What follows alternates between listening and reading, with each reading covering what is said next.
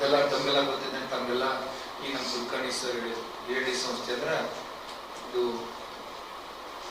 ಸುಮಾರು 100 ವರ್ಷ ಒಂದು ಇತಿಹಾಸ ಇದೆ. 1910ರಲ್ಲಿ ವಚನ ಪಿತಾಮಹ ಡಾಕ್ಟರ್ ಭಗವಾನ್ ಕಟ್ಟಿಯವರು, ಬಂತನಾಳ ಸಂಗನ ಶ್ರೀ ಸಂಗನ ಬಸವ ಮಹಾಸ್ವಾಮೀಜಿಗಳು ಹಾಗೂ ಮಂದಾರಮ್ಮ ಸಜ್ಜನ್ ಅವರು, ಶ್ರೀ ನಮ್ಮ ತಂದೆಯವರಾದಂತಹ ದೇವರ BM ಪಾಟೀಲ್ಗಳು ಅವರ ಶ್ರಮದಿಂದ ಇವತ್ತು ನಮ್ಮ BLD ಸಂಸ್ಥೆ ಇಷ್ಟು ಹ್ಯಾಮರವಾಗಿ ಬೆಳೆದಿದೆ.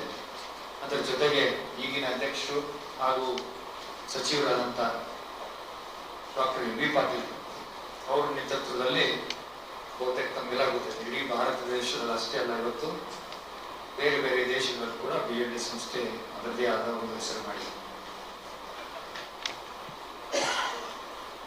ಅದರ ಜೊತೆಗೆ ತಮಗೆಲ್ಲ ಗೊತ್ತಿದ್ದಂಗೆ ನಾನು ಫೆಬ್ರವರಿಯಲ್ಲಿ ಜನರಲ್ ಸೆಕ್ರೆಟರಿ, BLD ಸಂಸ್ಥೆ ಜನರಲ್ ಸೆಕ್ರೆಟರಿ ಆದ ನಂತರ ಕೆಲವೊಂದು ನಾವೊಂದು ಡೆವಲಪ್ಮೆಂಟ್ ಕಾರ್ಯಕ್ರಮ ಮತ್ತು ನಮ್ಮ ಈ ಭಾಗದ ಉತ್ತರ ಕರ್ನಾಟಕದ ಭಾಗದ ಎಲ್ಲ ಮಕ್ಕಳಿಗೆ, ಎಲ್ಲ ಜನರಿಗೆ ಒಂದು ಅನುಕೂಲ ಆಗುವಂಥ ಕೆಲವೊಂದು ಶೈಕ್ಷಣಿಕ ಇದು ಎಜುಕೇಷನ್ ಮತ್ತು ಇವನ್ ಕೆಲವೊಂದು ಕಡೆ ಹಾಸ್ಪಿಟಲ್ಸ್ ಎಲ್ಲ ಮುಂಚೆ ಹೆಂಗಿತ್ತಂದ್ರೆ ಬಿಜಾಪುರ ಜಿಲ್ಲೆ ವರದ ಜಿಲ್ಲೆ, ಅದು ನಿಮ್ಗೆಲ್ಲ ಗೊತ್ತೈತಿ. ಇಲ್ಲಿ ಎಲ್ಲ ರೀತಿಯಿಂದ ಕೊರತೆ ಇತ್ತು. ನೀರಷ್ಟೇ ಅಲ್ಲ, ಇವತ್ತು ಇಲ್ಲಿ ಸರಿಯಾದ ಒಂದು ಶಿಕ್ಷಣ ಸಂಸ್ಥೆಗಳಿರಲಿಲ್ಲ, ಶಾಲಾ ಕಾಲೇಜುಗಳಿರಲಿಲ್ಲ, ಆಸ್ಪತ್ರೆಗಳಿರಲಿಲ್ಲ. ಅವಾಗೆಲ್ಲ ನಾವು ನೋಡ್ತಿದ್ವಿ, 70ನೇ ಇಸ್ವಿ ನಾವೆಲ್ಲ ಸಣ್ಣವರಿದ್ವಿ, ನಮ್ಮ ತಂದೆಯವರಂತ ದಿವಂಗತ BM ಪಾಟೀಲ್ ಇದ್ದಾಗ ಈ ಭಾಗದ ಜನರಿಗೆ ಏನೂ ಆರಾಮಿಲ್ಲ ಅಂದ್ರೆ ಎಲ್ಲರೂ ಮಿರಜ್ಗೆ ಹೋಗ್ಬೇಕಾಗಿತ್ತು. ಮಿರಜ್ ಅಂದ್ರೆ ಒಂದು ಟೈಪ್ ಹಾಸ್ಪಿಟ್ಲ್ ಹಬ್ ಆದಂಗಾಗಿತ್ತು. ಪ್ರತಿಯೊಬ್ಬರು ಮಿರಜ್ಗೆ ಹೋಗ್ತಿದ್ರು, ಇಲ್ಲ ಶೋಲಾಪುರಕ್ಕೆ ಹೋಗ್ಬೇಕಾಗ್ತಿತ್ತು. ಈ ಶ್ರೀಮಂತರೆಲ್ಲ ಏನೋ ಹೋಗ್ತಿದ್ರು, ಬಡವರಿಗೆ ಹೋಗಕ್ಕಾಗ್ತಿರ್ಲಿಲ್ಲ, ಎಷ್ಟೋ ಅನಾಹುತಗಳಾಗ್ತಿದ್ವು. ಇವತ್ತ ನಮ್ಮ ಭಾಗದ ಜನರಿಗೆ ಅನುಕೂಲ ಆಗಂತೇಳಿ ಆಗ BLD ಹಾಸ್ಪಿಟಲ್ ಅನ್ನ ಪ್ರಾರಂಭ ಮಾಡಿದ್ರು, ಮೆಡಿಕಲ್ ಕಾಲೇಜನ್ನು ಪ್ರಾರಂಭ ಮಾಡಿದ್ರು, ಸಾಕಷ್ಟು ಶಿಕ್ಷಣ ಶಾಲಾ ಕಾಲೇಜುಗಳನ್ನ ಮಾಡಿದ್ರು. ಯಾಕಪ್ಪ ಅಂದ್ರೆ ಮತ್ತೆ ಧಾರವಾಡ ಅವಾಗ ನೋಡಿ ನಾವ ಕಲಿಬೇಕಂದ್ರೆ ಎಲ್ಲೆಲ್ಲೋ ಹೋಗ್ಬೇಕಾಗ್ತಿತ್ತು.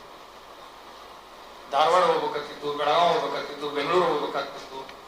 ನಿಮ್ಮ ಮಕ್ಕಳನ್ನ ಈ ಕೋಚಿಂಗ್ಗಳು ಇಡಬೇಕಂದ್ರೆ ಮಂಗಳೂರು, ಬೆಂಗಳೂರು ಹೋಗ್ಬೇಕಾಗ್ತಿತ್ತು. ಇವತ್ತು ಬಿಜಾಪುರದಲ್ಲೇ ಆ ಸ್ಟ್ಯಾಂಡರ್ಡಿನ ಅಲ್ಲೇನು ಇವತ್ತು ಬೆಂಗಳೂರು ಮತ್ತು ಮಂಗಳೂರಲ್ಲಿ ಸಿಗ್ತದೆ, ಅದೇ ರೀತಿ ಒಂದು ನಮ್ಮ ಮಕ್ಕಳಿಗೆ ಅದೇ ಕ್ವಾಲಿಟಿಯ ಒಂದು ಶಿಕ್ಷಣ ಸಿಗಲಿ ಅಂತ ಹೇಳಿ ಇವತ್ತು ಬಿಜಾಪುರದಲ್ಲಿ ನಾವು ಕೂಡ ಎಲ್ಲ ಪ್ರಯತ್ನಗಳನ್ನ ಮಾಡಿ ಎಲ್ಲ ಇವು ಬೇರೆ ಬೇರೆ ಕೋರ್ಸಸ್ಗಳನ್ನ ಇಲ್ಲಿ ತರುವಂತಹ ಪ್ರಯತ್ನ ನಾವು ಮಾಡ್ತಾ ಇದ್ದೀವಿ. ಈಗಾಗಲೇ ಲಾಸ್ಟ್ ಟೈಮ್ ನನ್ನ ಸಹೋದರ MB ಪಾಟೀಲ್ ಹೇಳಿದಂಗ ಸಾಕಷ್ಟು ಕಡೆ CBS ತಾಲೂಕಾ ಪ್ಲೇಸಸ್ ನಲ್ಲಿ ನಾವು CBSE ಸ್ಕೂಲ್ ಅನ್ನ ಪ್ರಾರಂಭ ಮಾಡ್ತೀವಿ, ಇನ್ನೊಂದು ಇಂಜಿನಿಯರಿಂಗ್ ಕಾಲೇಜ್ ಅನ್ನ ಪ್ರಾರಂಭ ಮಾಡ್ತಾ ಇದೀವಿ, ಮತ್ತು ನಗರದ ಅಲ್ಲಿ ಇನ್ನೊಂದು ಹಾಸ್ಪಿಟಲ್ ಅನ್ನ ಪ್ರಾರಂಭ ಮಾಡ್ತಾ ಇದ್ವಿ. ಆ ಕಡೆ ಆಯುರ್ವೇದ ಕಾಲೇಜ್ನಲ್ಲಿ ಅರ್ಬನ್ ಸೆಂಟರ್ ಅಂತ ಹೇಳಿ ಆ ಭಾಗದ ಜನರಿಗೆ ಅನುಕೂಲ ಆಗಲಿ ಅಂತ ಹೇಳಿ ಅಲ್ಲಿ ಒಂದು ಆಸ್ಪತ್ರೆ ಸುಸಜ್ಜಿತವಾಗಿ, ಇಲ್ಲಿ ಈ ಆಸ್ಪತ್ರೆ ಇದೆ, ಇದೇ ರೀತಿ ಅಲ್ಲಿ ಒಂದು ಕೂಡ ಆಸ್ಪತ್ರೆ ಆಗುವಂತ ಒಂದು ಅಲೋಪತಿ ಆಯುರ್ವೇದದ ಜೊತೆಗೆ ಅಲೋಪತಿಯನ್ನು ಕೂಡ ನಾವು ಅಲ್ಲಿ ಪ್ರಾರಂಭ ಮಾಡ್ತೀವಿ. ಸೊ ಅನೇಕ ಕೋರ್ಸ್ಗಳನ್ನ ಆಸ್ಪತ್ರೆಗಳನ್ನ ಪ್ರಾರಂಭ ಮಾಡೋದ್ರ ಮೂಲಕ ಈ ಉತ್ತರ ಕರ್ನಾಟಕದ ನಮ್ಮ ಜನರಿಗೆ ಅನುಕೂಲ ಆಗಲಿ, ಬಡ ಮಕ್ಕಳಿಗೆ ಅನುಕೂಲ ಆಗಲಿ ಅಂತ ಹೇಳಿ ಇವತ್ತು ಯುವಕರೊಂದು ಮಾಡಿದ್ದೇವೆ. ಅದರ ಜೊತೆಗೆ ಈ ಉತ್ತರ ಕರ್ನಾಟಕದ ಯುವಕರಿಗೆ ಒಂದು ಸರಿಯಾಗಿ ರೀತಿ ಅದರ ಒಂದು UPSC, KPSC ಮತ್ತು ಈ ಪಬ್ಲಿಕ್ ಸರ್ವಿಸ್ ಕಮಿಷನ್ ಇವೆಲ್ಲ ಒಂದು ಕೋಚಿಂಗ್ ಅನ್ನ ಇಲ್ಲಿ ಸಿಗುವಂತ ವ್ಯವಸ್ಥೆ ಸರಿಯಾಗಿ ಸಾಕಷ್ಟು ಇದಾವು, ಆದ್ರೆ ಅಷ್ಟು ಕ್ವಾಲಿಟಿವಾದಂತಾವು ಇರಲಿಲ್ಲ. ಈ ಉತ್ತರ ಕರ್ನಾಟಕದ ಜನರಿಗೆ ಅನುಕೂಲ ಆಗಲಿ ಅಂತ ಹೇಳಿ ನಮ್ಮ ಸಾಧನ ಕೋಚಿಂಗ್ ಸೆಂಟರ್ ಜೊತೆಗೆ ಒಂದು MOU ಅನ್ನು ಮಾಡಿಕೊಂಡು ಇಲ್ಲಿ ನಮ್ಮ BLD ಸಂಸ್ಥೆ ಜೊತೆಗೆ ಈ ಒಂದು ಕೆಲವೊಂದು ಕೋಚಿಂಗ್ ಗಳನ್ನ ಇವತ್ತು ಪ್ರಾರಂಭ ಮಾಡ್ತಾ ಇದ್ದೇವೆ. ಸೊ ಬಹಳಷ್ಟು ಜನರ ಬೇಡಿಕೆ ಇತ್ತು. ಇಲ್ಲಿ ಎಷ್ಟೋ ಜನ ನಮ್ಗೆ ಹೇಳ್ತಿದ್ರು, ಇಲ್ಲಿ ಪೊಲೀಸ್ ಇವೆಲ್ಲ ಎಕ್ಸಾಮ್ ಬರೆಯೋರೆಲ್ಲ ಬಹಳಷ್ಟು ಕೇಳ್ತಿದ್ರು, ಇದು ಯಾಕೆ ನಮ್ಗೆ ಅಲ್ಲಿ ಕೆಲವು ಲೈಬ್ರರಿ ವಿಸಿಟ್ ಮಾಡಿದೆ ನಾನು, ಇವಾಗ ಲೈಬ್ರರಿ ಇದ್ದಾರೆ ಇಲ್ಲಿ. ಅಲ್ಲಿ ಹೋದಾಗ ಎಷ್ಟೋ ಮಕ್ಕಳಲ್ಲಿ ಲೈಬ್ರರಿ ಒಳಗೆ ಡೇ ಅಂಡ್ ನೈಟ್ ಅಲ್ಲಿ ಓದುವಂತ ಅಭ್ಯಾಸ ಮಾಡಾಗ ಅವ್ರು ಹೇಳ್ತಿದ್ರು, ನಮಗೊಂದು ಲೈಬ್ರರಿ ಮಾಡ್ಕೊಡ್ರಿ, ಕೋಚಿಂಗ್ ಸೆಂಟರ್ ನಮ್ಗೆ ಇಲ್ಲಿ ಅವಶ್ಯಕತೆ ಐತೆ ಅಂತ ಹೇಳಿ. ಇವತ್ತು ಆ ಟೈಮ್ ಕೂಡ ಬಂದಿದೆ. ಇವತ್ತು ಈಗಾಗಲೇ ನಮ್ಮ arts, science, engineering, diploma, medical ಎಲ್ಲ ಕಾಲೇಜ್ಗಳಿದೆ. ಅದ್ರ ಜೊತೆಗೇನೆ ಈ ವರ್ಷದ ಪ್ರಾರಂಭದಲ್ಲಿ ಅಲ್ಲೇನ್ ಮಾಡಿದ್ವಿ, ಇವೆಲ್ಲ ಅವು ಯಾರು ಈ ಕೋರ್ಸ್ ಅನ್ನು ಕಲಿತ ಅದ್ರ ಜೊತೆಗೇನೆ ಅವರು ಈ ಕೋಚಿಂಗ್ ಅನ್ನು ಕೂಡ ಪಡೆದು ಸೈಮಲ್ಟೇನಿಯಸ್ಲಿ ಅವರು ಎಕ್ಸಾಮ್ ಅನ್ನ ಬರೆದು ಇದು KPSC, UPSC ಎಲ್ಲ ಇದನ್ನು ಮಾಡುವಂತಹ ಕೆಲಸ ನಾವು ಇಲ್ಲಿ ಮಾಡ್ತಾ ಇದ್ದೇವೆ. ಅದರ ಮುಂದಿನ ಭಾಗವಾಗಿ ಅದರ ಬಗ್ಗೆ ಹೆಚ್ಚಿನ ಮಾಹಿತಿ ನಮ್ಮ ಡಾಕ್ಟರ್ ಜ್ಯೋತಿ ಅವರು ಅದನ್ನ ತಮ್ಮ ಜೊತೆಗೆ ಹಂಚಿಕೊಡ್ತಾರೆ. ನಾನು ಡಾಕ್ಟರ್ ಜ್ಯೋತಿ, ಸಾಧನಾ IAS ಅಕಾಡೆಮಿ ಡೈರೆಕ್ಟರ್. ವೇದಿಕೆ ಮೇಲೆ ಕೂತಿರುವಂತಹ ಎಲ್ಲ ಗಣ್ಯರಿಗೂ, ವಿಶೇಷವಾಗಿ BLD ಸಂಸ್ಥೆಗೆ ಧನ್ಯವಾದಗಳನ್ನು ತಿಳಿಸ್ತೇನೆ.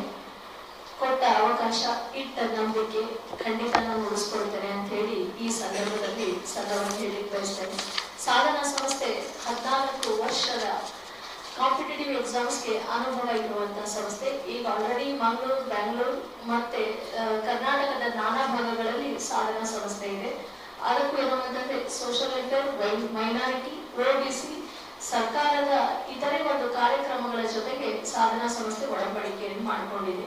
ದೇಶದಲ್ಲಿ ಮೊಟ್ಟ ಮೊದಲನ ಬಾರಿಗೆ ಕೊಳಗೇರಿಯಲ್ಲಿ ವಾಸಿಸುವಂತಹ ವಿದ್ಯಾರ್ಥಿಗಳಿಗೆ ಕೋಚಿಂಗ್ ನೀಡಿದಂತಹ ಸಂಸ್ಥೆ ಸಾಧನಾ ಸಂಸ್ಥೆ. ಇವತ್ತು ಇಲ್ಲಿ ಈ ಭಾಗದಲ್ಲಿ ಸಾಮಾಜಿಕವಾಗಿ, ಆರ್ಥಿಕವಾಗಿ ಹಿಂದುಳಿದಿರುವಂತಹ ವಿದ್ಯಾರ್ಥಿಗಳಿಗೆ ಸಮಾಜದ ಉನ್ನತ ಸ್ತರಕ್ಕೆ ತರುವಂತಹ ಉದ್ದೇಶದಿಂದ BLD ಸಂಸ್ಥೆಯ ಜೊತೆಗೆ ನಾವು ಒಡಂಬಡಿಕೆಯನ್ನು ಮಾಡಿಕೊಂಡು ಇಲ್ಲಿ ಸಾಧನಾ ಕೋಚಿಂಗ್ ಸೆಂಟರ್ನ ಒಂದು ಶಾಖೆಯನ್ನು ಪ್ರಾರಂಭ ಮಾಡ್ತಾ ಇದ್ದೇವೆ. ಇಲ್ಲಿ ನಾವು ಯಾವ ರೀತಿಯಾದಂತಹ ವಿದ್ಯಾರ್ಥಿಗಳಿಗೆ ಕೋಚಿಂಗ್ ಕೊಡ್ತೇವೆ ಅಂತಂದ್ರೆ ಇಂಟಿಗ್ರೇಟೆಡ್ ಕೋಚಿಂಗ್ ಅಂತ ಮಾಡ್ತಾ ಇದ್ವಿ. ವಿದ್ಯಾರ್ಥಿಗಳಿಗೆ ಡಿಗ್ರಿಯ ಜೊತೆಗೆ UPSC ಕೋಚಿಂಗ್ ಕೂಡ ಕೊಡ್ತಾ ಹೋಗುವಂತದ್ದು. ಕಾರಣ ಏನು ಅಂತಂದ್ರೆ ಡಿಗ್ರಿ ಮುಗಿಸಿ ಮಕ್ಕಳು ಮತ್ತೆ ಬೆಂಗಳೂರು, ಹೈದರಾಬಾದ್, ಡೆಲ್ಲಿ ಅಲ್ಲಿಗೆ ಬಂದು ಲಕ್ಷಾಂತರ ರೂಪಾಯಿ ಖರ್ಚು ಮಾಡಿ ಅಲ್ಲಿ ಮತ್ತೆ ಸಕ್ಸಸ್ ಆಗದೆ ಮತ್ತೆ ವಾಪಸ್ಸು ತನ್ನ ಊರಿಗೆ ಬಂದು ನಾನು ಫೇಲ್ ಆದೆ, ಅದಾಗ್ಲಿಲ್ಲ, ಇದಾಗ್ಲಿಲ್ಲ ಅಂತ ಹೇಳೋ ಅವಕಾಶ ದೊರೆಯಬಾರದು ಅಂತ ಹೇಳಿ ಈ 3 ವರ್ಷದಲ್ಲಿ ಅವರಿಗೆ ಎಲ್ಲಾ ರೀತಿಯಾದಂತಹ ದೇಶದ ಟಾಪ್ ಎಕ್ಸಾಮ್ ಆಗಿರುವಂತಹ UPSC ಎಕ್ಸಾಮ್ ಇಂದ ಹಿಡಿದು ಲಾಸ್ಟ್ ಎಕ್ಸಾಮ್ಸ್ ಆಗಿರುವಂತಹ ಕಾನ್ಸ್ಟೇಬಲ್ ಎಕ್ಸಾಮ್ಸ್ ವರ್ಗು ಕೂಡ ನಾವು ಇಲ್ಲಿ ಕೋಚಿಂಗ್ ಕೊಡ್ತೇವೆ ಮಕ್ಕಳಿಗೆ. ಅದ್ರ ಮುಖ್ಯವಾಗಿರುವಂತಹ ಉದ್ದೇಶ ಎಲ್ಲಾ ಕಡೆನೂ ಕೂಡ ಈಗ ಸ್ಪರ್ಧೆ ಆಗಿರುವಂತಹದ್ದು.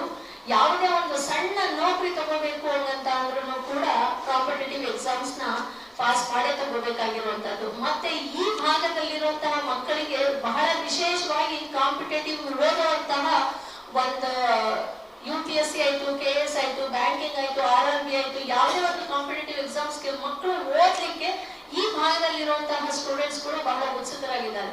ನಾವೀಗ ನೀವು ಬೆಂಗಳೂರು ನೋಡ್ಬೋದು, ಡೆಲ್ಲಿ ನೋಡ್ಬೋದು, ಯಾವುದೇ ಒಂದು ಇದರಲ್ಲಿ ನೋಡಿದ್ರು ಕೂಡ ನಮ್ಮ ನಾರ್ತ್ ಕರ್ನಾಟಕ ಮಕ್ಕಳು ಅಲ್ಲಿ ಯಾವಾಗ್ಲೂ ಕೂಡ ಇದ್ದೇ ಇರುತ್ತೆ.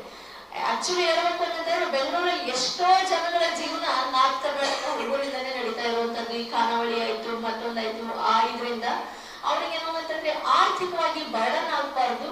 ಮತ್ತೆ ಇನ್ನೊಂದೇನು ಅಂತಂದ್ರೆ ಕಾಂಪಿಟೇಟಿವ್ ಎಕ್ಸಾಮ್ಸ್ ಅಂದ್ರೆ ಏನು ಅಂತ ಹೇಳಿ ನಾವು ಬೇಸಿಕ್ ಇಂದನೇ ಕೂಡ ಕಲಿಸ್ಬಿಟ್ರೆ ಮಕ್ಕಳಿಗೆ ಏನು ಅಂತಂದ್ರೆ ಡಿಗ್ರಿ ಅಷ್ಟೊತ್ತಿಗೆ ಅವರು ನಾನು ಕೂಡ, ಯಾಕೆಂದ್ರೆ ಯಾವುದೇ ಒಂದು ಎಕ್ಸಾಮ್ ಬರ್ಲಿಕ್ಕೆ ಫೈನಲ್ ಇಯರ್ ಇರುವಂತಹ ವಿದ್ಯಾರ್ಥಿಗಳಿಗೆ ಅನುಕೂಲ ಆಗುತ್ತೆ.